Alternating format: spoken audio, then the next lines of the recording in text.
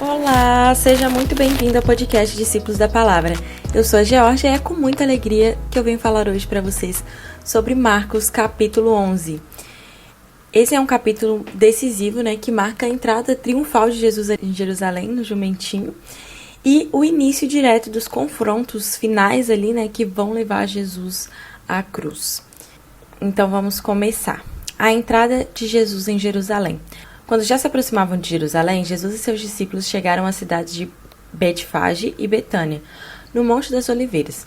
Jesus enviou na frente 2 discípulos. Vão àquele povoado adiante, disse ele. Assim que entrarem, verão amarrado ali um jumentinho, no qual ninguém jamais montou. Desamarrem-no e tragam-no para cá.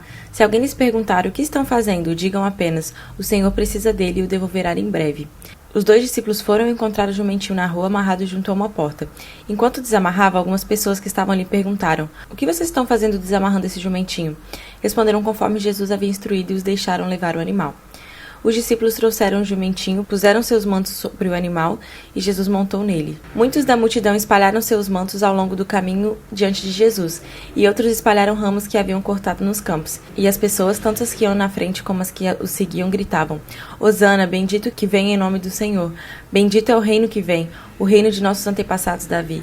Hosana no mais alto céu. Jesus entrou em Jerusalém e foi ao templo. Depois de olhar tudo ao redor atentamente, voltou a Betânia com os 12, porque já era tarde.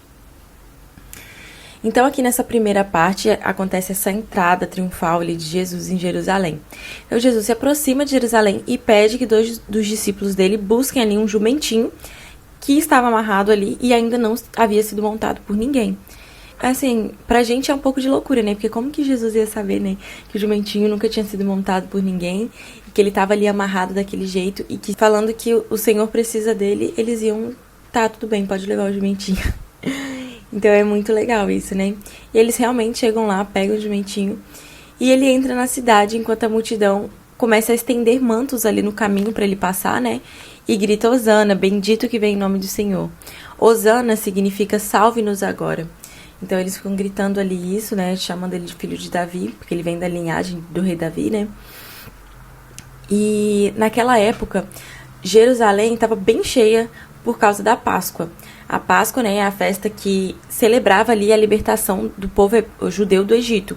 Então, lá no Velho Testamento, tem aquela passagem que conta como eles foram libertos do Egito, Até foi Moisés que foi usado por Deus para libertar eles do Egito, que tem aquela história que a gente conhece muito de quando Deus abriu o Mar Vermelho para Moisés e o povo passar para fugir do povo do Egito lá, Então, a Páscoa era para comemorar, celebrar essa libertação. E, além disso, naquela época o povo esperava um Messias, um Cristo libertador.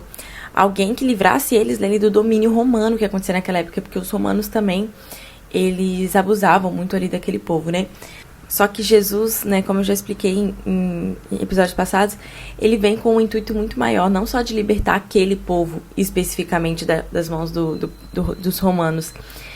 Ele vem com um intuito mais espiritual, um propósito eterno, que era nos dar livre acesso a ele, nos permitir, nós gentios, que tivéssemos acesso a ele, e também que nós fôssemos perdoados, todos nós, os gentios, os judeus, nós fôssemos perdoados dos nossos pecados, com o coração arrependido.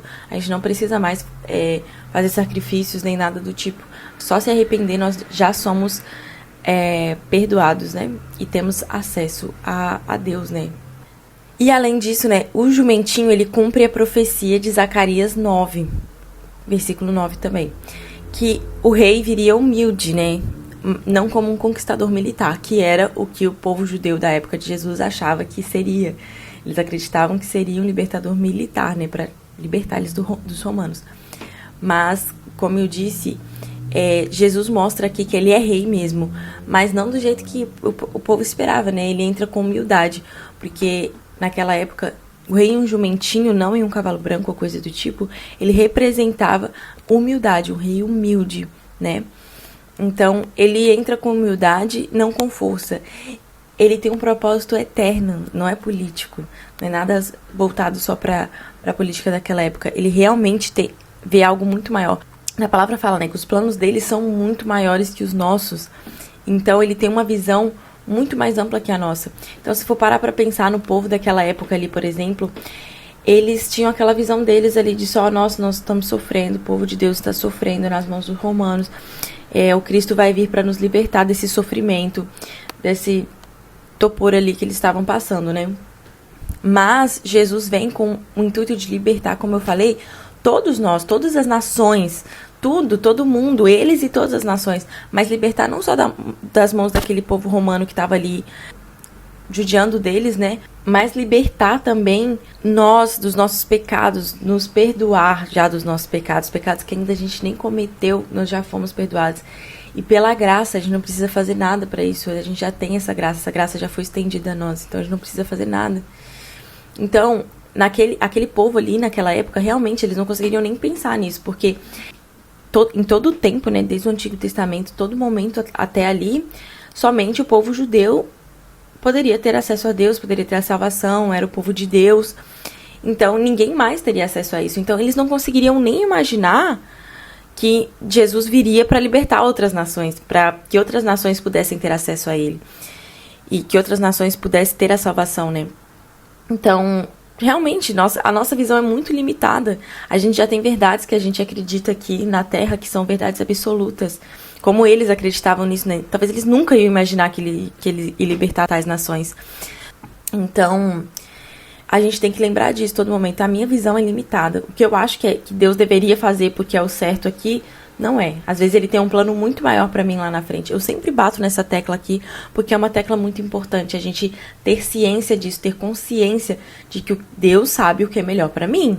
Então, se eu estou orando, se eu estou buscando, se eu estou buscando ser melhor, né, e buscando a Deus, buscando os direcionamentos dele, não fazendo nada das minhas decisões, mas sempre buscando o direcionamento dele antes de fazer qualquer coisa, das decisões mais simples, das mais complexas. E aquilo que eu gostaria que acontecesse não aconteceu, é porque Deus tem algo maior pra mim. Como diz aquela palavra de Jeremias também, né? Porque eu sei dos planos que tenho para vocês, diz o Senhor, são planos de bem e não de mal, para lhes dar o futuro que anseiam. Ele me deu essa palavra e há um mês atrás, em um momento de angústia, um momento de frustração, que eu entreguei pra ele, no meu momento de frustração eu entreguei pra ele, eu até contei aqui uns episódios atrás, e eu preciso até dar esse testemunho. Ele me recompensou, e eu acreditei nele, confiei, e quando eu confiei, o que eu esperava veio de uma forma muito melhor, e veio de uma forma maior do que eu imaginava. Então, me pegou de surpresa, foi até melhor, né? Então, assim, ele só quer que a gente confie. Às vezes ele quer ver onde está nosso coração também, né? Você estava me buscando porque você queria muito isso. Se eu não te der, você vai parar de me buscar? E eu não parei. E eu acreditei nele. E ele, assim, mas foi de todo o coração. Não foi assim, eu acreditei nele esperando que ele ia voltar atrás e me dar aquilo que eu queria. Não, mas foi uma surpresa. Ele cuida da gente, né? Ele sabe das nossas necessidades. Então, só pra deixar isso claro aqui também, que um episódio pra trás eu comentei desse episódio que eu fiquei muito frustrada, mas que eu confiei nele. Ele me deu essa palavra de Jeremias, eu deixo ela até anotada aqui na frente do meu computador, porque pra lembrar sempre que os planos dele são maiores que os meus. Então, vamos pra segunda parte. Jesus amaldiçoou a figueira. Na manhã seguinte, quando saíam da Betânia, Jesus teve fome. Viu que a certa distância havia uma figueira cheia de folhas, e foi ver se encontrava figos. No entanto, só havia folhas, pois ainda não era tempo de dar frutos. Então Jesus disse à árvore, nunca mais comam de seu fruto. E os discípulos ouviram o que ele disse. Então, no dia seguinte, Jesus está com fome, vê a figueira cheia de folhas. Normalmente, a figueira, quando ela está cheia de folhas, é porque ou ela está com frutos ou ela está perto de dar frutos, né? Mas ela estava sem frutos. Então, ele declara, nunca mais alguém coma do seu fruto. E ali tem uma simbologia. A figueira representa Israel. E de forma mais ampla, a religiosidade sem fruto. Lembra dos mestres da lei, os fariseus ali, que a gente sempre comenta? Eles cumpriam todas as regras, né? Eles tinham muita religiosidade, mas eles não davam frutos, eles não tinham amor no coração, eles não faziam as coisas de bom grado, eles não tinham o altruísmo, né? Eles não tinham realmente o caráter de Deus e de Cristo, né, dentro deles. Eles só cumpriam as regras queriam parecer melhores que as outras pessoas. Então é sobre isso que Deus está falando ali, né? Deus está fazendo essa crítica justamente sobre essa religiosidade sem fruto, essa religiosidade sem realmente o caráter de Deus dentro deles, né? Então as folhas indicavam aparência de vida, mas não havia fruto real. Então Deus mostra aqui que Ele não busca a aparência espiritual da gente, mas realmente frutos verdadeiros, um coração quebrantado, um coração que busca ser mais como Cristo, um coração que busca ser verdadeiramente bondoso, né? Fazer o melhor para os outros, amar nossos irmãos, ter compaixão, ter paciência, que é um exercício que a gente tem que fazer todos os dias. Eu peço muito a Deus para colocar amor no meu coração, para os meus irmãos que eu digo não são irmãos de sangue, né, gente, também, né, mas irmãos em Cristo, todas as pessoas aqui da terra, para Ele me ensinar a amar a Ele e aos meus irmãos mais que tudo, né, porque assim a gente tem um coração bondoso, assim a gente realmente representa o caráter de Cristo, a gente vai ter mais paciência, a gente vai ter compaixão, a gente não vai julgar, porque a gente se coloca no lugar da pessoa, a gente pensa assim, cara, eu não sei o que a pessoa tá vivendo pra ela tá fazendo isso, pra ela tá agindo dessa forma, sabe? Então, tipo assim, tudo. Se a gente tiver amor com os próximos e buscar ter um caráter de Cristo, ter compaixão, ter empatia, a gente já vai ter esses frutos, né? Então, vamos para a terceira parte. Jesus purifica o templo. Quando voltaram a Jerusalém, Jesus entrou no templo e começou a expulsar os que compravam e vendiam animais para sacrifícios. Derrubou as mesas dos cambistas e as cadeiras dos que vendiam pombas. Impediu todos de usarem o templo como mercado e os ensinava dizendo: as escrituras declaram: meu templo será chamado de casa de oração para todas as nações, mas vocês os transformaram num esconderijo de ladrões. Quando os principais sacerdotes e mestres da lei souberam o que Jesus tinha feito, começaram a tramar um modo de matá-lo. Contudo, tinham medo dele, pois o povo estava muito admirado com seu ensino. Ao entardecer, Jesus e seus discípulos saíram da cidade. Então Jesus, ele já tinha ido no templo, né, com o jumentinho, passou pelo templo e foi embora, porque já estava tarde. Aí, beleza, isso aqui já é outro dia. E Jesus entra no templo e expulsa todos que estavam vendendo e estavam comprando coisas ali. Ele derruba as mesas dos cambistas e declara: a minha casa será chamada de casa de oração. Isso é uma palavra que tem na Bíblia, né? Será chamada de casa de oração para todas as nações. Mas aí ele fala: mas vocês transformaram em covil de ladrões. Por que ele fala isso de covil de ladrões? Porque os vendedores, né, os cambistas ali, eles estavam usando a parte do templo em que as outras pessoas de outras nações poderiam ir ali, né, fazer uma oração, alguma coisa, porque tinha uma parte do templo que era específica para isso, e eles ficavam ocupando toda aquela parte. Eles exploravam muito os estrangeiros ali, né, porque eles cobravam taxas abusivas para trocar as moedas, para vender animais para sacrifício, porque como eu já expliquei para vocês, mas eu vou explicar de novo, caso alguém esteja aqui pela primeira vez. Antigamente, antes de Jesus morrer na cruz por nós e nos dar o perdão pela graça, né, o perdão dos nossos pecados pela graça, só pelo nosso arrependimento também, né, as pessoas precisavam fazer sacrifícios com animais para pedir perdão pelos pecados deles. Então, ali também eles cobravam taxas abusivas para vender animais também, né, para sacrifício ali no templo. Então, Jesus realmente, ele condena esses povos ali, né. Então, essa passagem nos mostra que Deus não aceita adoração misturada com exploração e hipocrisia. O templo, que hoje seria as nossas vidas, deve ser um lugar de oração, não um lugar de interesses pessoais. Eu peço muito isso a Deus, que eu seja mais uma filha interessada nele do que uma filha interesseira, porque a gente, querendo ou não, né, a gente busca a Deus por interesses próprios, por interesses muitas vezes egoístas. Eu quero um salário maior, eu quero uma casa melhor, eu quero uma esposa, eu quero um marido, eu quero filhos, eu quero isso, Deus me dá isso, Deus me ajuda nisso aqui, Deus faz... A gente pede. A gente só busca a Deus para pedir, para ter uma vida plena aqui, mas a gente tem que buscar a Deus para conhecer Ele, para agradar Ele, para fazer as coisas aqui na terra para Ele. Assim, quando eu puder pregar, Senhor, me mostra como eu posso agregar, falando do seu evangelho para outras pessoas, ganhando vidas para o Senhor. Senhor, se eu posso fazer tudo para tua honra e para tua glória, porque Deus fala na palavra dele, né, que temos que fazer tudo para honra e glória do Senhor, trabalhar para honra e glória do Senhor. Muitas vezes a gente pensa: não vou trabalhar de qualquer jeito, que meu salário tá mais ou menos. Não, trabalhe para honra e glória do Senhor, trabalhe como se fosse Deus que te pediu para trabalhar, como se Deus tivesse te pedido para fazer aquilo. Cuide da sua casa como Deus tivesse te pedido para fazer aquilo. Cuide, sabe, do seu relacionamento, do seu marido, da sua esposa, do seu namorado, da sua namorada, das coisas de Deus, ler a palavra, oração, momento com Deus. Então, assim, e a gente luta muito contra isso, gente. Eu tô falando isso aqui de um lugar de quem luta contra isso também. Por isso que eu peço a Deus. Porque como a gente falou nos episódios passados, o homem que pediu a Jesus pra, Senhor, ajude-me na minha incredulidade. A gente tem que pedir ele pra ajudar até nos pontos mais fracos que a gente tem. Senhor, me ajude nisso, me ajude a ter interesse em ti, Paizinho. Não meus interesses egoístas. A gente pedir coisas também pra nossa nação, não só pra nossa família, sabe? Mas pra nossa nação. A gente precisa desse amor. A gente precisa desse altruísmo, né? Orar também, intervir pela vida de outras pessoas. Senhor, ajuda fulano, ajuda minha irmã, minha mãe, me ajuda aquela amiga, Senhor, que o Senhor alcance a vida dela, que o Senhor alcance, sabe? Então, é isso. A gente, claro que a gente vai pedir, e tá tudo bem pedir pra Deus ajudar a gente nas coisas também, tá, gente? Não é isso que eu tô falando, não. Mas que o seu propósito principal seja ser interessada nele.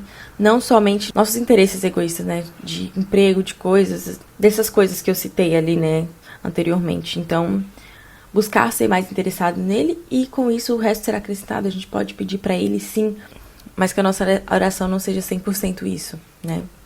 Agora vamos para a quarta parte. Ensino sobre a figueira. Na manhã seguinte, quando os discípulos passaram pela figueira que Jesus tinha amaldiçoado, notaram que ela estava seca desde a raiz. Pedro se lembrou do que Jesus tinha dito à árvore e exclamou: Veja, Rabi, a figueira que o Senhor amaldiçoou secou. Então Jesus disse aos discípulos: Tenham fé em Deus, eu lhes digo a verdade. Vocês poderão dizer a esse monte: Levante-se e atire-se no mar. Isso acontecerá. É preciso, no entanto, crer que acontecerá e não ter nenhuma dúvida em seu coração. Digo-lhes que se crerem que já receberam, qualquer coisa que pedirem em oração lhes será concedido. Quando estiverem orando, se tiverem alguma coisa contra alguém, perdoem-me, para que o Pai no céu também perdoe seus pecados.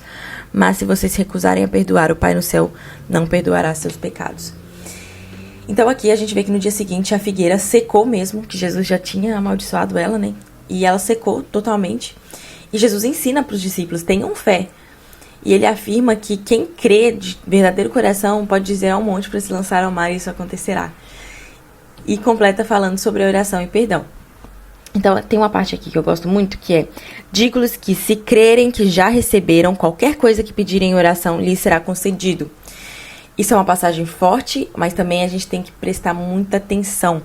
Né? Tudo que a gente pedir, então, se a gente crer de verdadeiro coração e tudo que a gente pedir em oração não será concedido. Isso pode ser uma coisa boa ou isso pode ser uma coisa ruim. Por quê que eu digo isso? Hoje em dia, eu oro tudo pra tudo, gente. Das mais simples às mais complexas coisas da minha vida, das decisões que eu tenho que tomar. Senhor, eu te peço que guie minhas decisões, Senhor, que não seja feita a minha vontade, mas a tua vontade. Que o Senhor realize o plano, o propósito que o Senhor escreveu para mim quando eu estava no ventre da minha mãe. Pois o Senhor já tem uma história escrita para mim e eu quero viver ela, Senhor. Então que essa decisão aqui seja guiada pelo teu Santo Espírito. Eu não quero nada do que for da minha carne. Eu quero o que o Senhor tem preparado para mim. Pois eu sei que os seus planos são maiores que os meus. Tudo que o Senhor faz é bom. Eu oro assim. E aí ele me guia e eu espero que eu esteja sendo sempre guiada para viver o propósito dele na minha vida. Claro que não é porque eu oro assim que, meu Deus, eu nunca vou cometer nenhum erro. Não é isso, porque tem hora que a gente faz as coisas sem também perguntar, né? Mas nas decisões, assim, que eu peço a ele, eu sei que ele me guia. Então, eu, Georgia, recomendo vocês orarem dessa forma. Pedirem isso, porque isso lhe será concedido. Aqui tá falando que o que você pedir será concedido. Agora, se você fica orando por uma coisa específica, Senhor, eu quero mudar de apartamento, Um exemplo, tá, gente? Mudar de apartamento, mudar e fica orando. E crer que vai acontecer. E aí Deus te dá aquele apartamento. Mas não era a hora de você se mudar. E aí você se endivida, você não consegue fazer outras coisas que você poderia estar fazendo. Não sei, sabe? O apartamento é uma droga. Ou quer aquele apartamento, sabe? Tipo, eu tô dando um exemplo aqui. Ele vai te dar o que você tá pedindo se você ficar orando e pedindo aquilo ali. Mas talvez não era a hora, talvez não era o que ele tinha pra você, talvez ele tinha um apartamento muito melhor, era só você esperar mais um pouquinho, num preço melhor ainda. Então, tipo assim, é um ponto que a gente tem que tomar muito cuidado, porque realmente a gente vai receber. Ele tá falando aqui que se a gente crer e crer de todo o coração e orar, a gente vai receber qualquer coisa. Mas, né, que a gente peça sempre a vontade dele, porque se a gente receber o que não é vontade dele, a gente vai sofrer as consequências, porque não era pra gente estar vivendo aquilo naquele momento. Não porque Deus quis que a gente sofresse as consequências, porque ele nos ama e ele quer nos cuidar. Só que porque realmente não era a hora, não era o momento, não era o que Deus tinha preparado pra você, né? E também tem um outro ponto aqui, que eu gosto muito de comentar, que é quando estiverem orando, se tiverem alguma coisa contra alguém, perdoem-no, para que seu Pai no céu também perdoe seus pecados. Mas, se você se recusar a perdoar, seu Pai no céu não perdoará seus pecados. Esse é um ponto muito importante, que às vezes a gente esquece. A gente fica com raiva de fulano, do Bertano, de alguém que fez algo contra você, de alguém que te magoou, né? Às vezes de qualquer coisa, né? Até dos próprios pais, do cônjuge, ou de qualquer pessoa. Mas mesmo se estiver difícil para você perdoar aquela pessoa, você não queira perdoar, leve para Deus. Leve para Deus e fale: Deus, eu não consigo na minha carne, mas eu sei que o Senhor pode me ajudar. Me ajude a perdoar, Senhor, pois eu quero libertar perdão para essa vida, porque, né, cada um tá passando por uma coisa, cada um, né, tem os seus processos. E isso de não perdoar só faz mal pra gente, porque aí Deus não pode perdoar nossos pecados, porque tem aquela palavra lá também que fala: com a mesma medida que julgares, será julgado. Como que eu espero que Deus me perdoe dos meus pecados, que a gente peca todos os dias, mesmo a gente buscando a santidade, ainda vai ter algo que a gente vai pecar. É impossível a gente não pecar. Só Jesus foi o santo, que ele não veio do pecado, né? Foi um anjo que colocou ele na barriga de Maria. Ele foi o único ser humano aqui que viveu em carne, que não pecou. Então ele foi o único santo. Nós não podemos ser santos. Mas assim, mesmo a gente buscando santidade, a gente vai estar sempre pecando. Então, como eu espero que todos os dias ele me perdoe, sendo que eu não perdoo o meu próximo? Como assim? Jesus perdoa coisas nossas todos os dias. E tem coisas que ele perdoa nossos. Talvez não é sempre, mas já teve coisas que ele perdoou que foram coisas horríveis. E ele vai perdoar de novo se precisar, se em algum momento acontecer de novo, você cair em tentação e você se arrepender de todo o coração e quiser ser melhor, ele vai te perdoar de novo.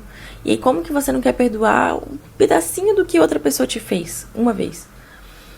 E tem um ponto que é muito importante: perdoar não quer dizer que você tem que conviver novamente com a pessoa, trazer a pessoa para sua casa, para sua vida novamente. Mas perdoe a pessoa. Tenha compaixão para aquela pessoa. Também não é perdoar e ver a pessoa e virar a cara. Não, tem o amor de Cristo. É uma coisa que é difícil. Não é assim: eu falei isso aqui hoje pra você tem uma pessoa aí que você não consegue perdoar e você já vai perdoar ela. Não é assim. Mas Deus espera que a gente perdoe. Mas a gente tem que levar pra ele nossas dificuldades também, como eu disse anteriormente. Então Jesus liga a oração ao perdão. Um coração preso ao rancor, ele vai bloquear a comunhão com Deus. Então a gente tem que levar isso pra ele, pedir pra ele nos ajudar e perdoar, trabalhar esse perdão, né? Vamos para a última parte. A autoridade de Jesus é questionada. Mais uma vez voltaram a Jerusalém. Enquanto Jesus passava pelo templo, os principais sacerdotes, os mestres da lei e os líderes do povo vieram até ele e perguntaram: com que autoridade você faz essas coisas? Quem lhe concedeu esse direito? Jesus respondeu: eu lhes direi com que autoridade faço essas coisas se me responderem a uma pergunta. A autoridade de João para batizar vinha do céu ou era apenas humana? Respondam-me. Eles discutiram a questão entre si. Se dissermos que vinha do céu, ele perguntará por que não cremos em João. Mas será que ousamos dizer que era apenas humana? Tinham medo de que o povo faria, pois todos acreditavam que João era profeta. Por fim responderam: não sabemos. E Jesus replicou: então eu também não direi com que autoridade faço essas coisas. Jesus era muito bom, né, gente? Muito bom. Ele conseguia sair de todas as ocasiões que eles tentavam pegar Jesus, ele conseguia sair, assim, com glamour, né? Então, os líderes religiosos, ele pergunta com que autoridade ele faz essas coisas, os ensinamentos, as curas, tudo que ele fazia, né? Expulsando demônios, libertação e tudo. E Jesus responde com outra pergunta, que é bem comum ele fazer isso aqui toda vez que os fariseus e mestres da lei tentam pegar ele. E ele pergunta sobre o batismo de João Batista. João Batista já tinha morrido, mas ele pergunta. E o povo adorava João Batista, porque eles acreditavam que ele era o profeta, realmente. E aí eles não sabem responder. E por medo do povo, né, e por dureza do coração deles também, eles falaram que não sabiam. E então Jesus disse que também não vou responder.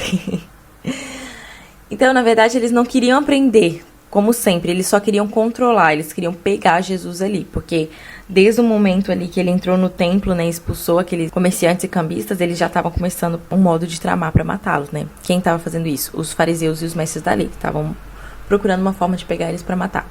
E um ponto importante é que a gente vê como o exemplo dos fariseus é que quem rejeita a verdade perde a capacidade de reconhecer essa verdade, né? Porque tá rejeitando. Quando a gente não quer acreditar numa coisa, é muito difícil. As pessoas podem dar provas e provas e provas que a gente não vai acreditar, porque a gente tá com a mente fechada. A gente hoje fala isso, né? A mente fechada é o coração duro mesmo, né? Então a gente vê que a autoridade de Jesus, ela não vem dos homens, mas de Deus. E que questionar sem a disposição realmente para obedecer e aprender endurece o coração. Deixa o coração fechado para esses novos aprendizados. Então, o que a gente aprendeu em Marcos 11? Que Jesus é rei, mas ele reina com humildade. Que a aparência sem fruto não agrada a Deus. Que a fé verdadeira confronta a religiosidade vazia. Que a oração exige fé e perdão. E a autoridade de Jesus exige decisão, obedecer ou resistir. Então, em resumo aqui, o rei entrou em Jerusalém de forma humilde e ele ainda entra em nossas vidas todos os dias. E a pergunta que eu deixo aqui para você é: ele vai encontrar uma fé viva ou apenas aparência, apenas folhas aí dentro de você? Reflita sobre isso. Então é isso, assim a gente concluiu o nosso estudo de Marcos capítulo 11, que esse episódio te ajude a viver uma fé com frutos, né? Um coração limpo e uma vida de oração sincera. Então se esse episódio falou com você, compartilha com alguém que também precisa ouvir essa mensagem, comente, siga o podcast e até o próximo capítulo. Tchau!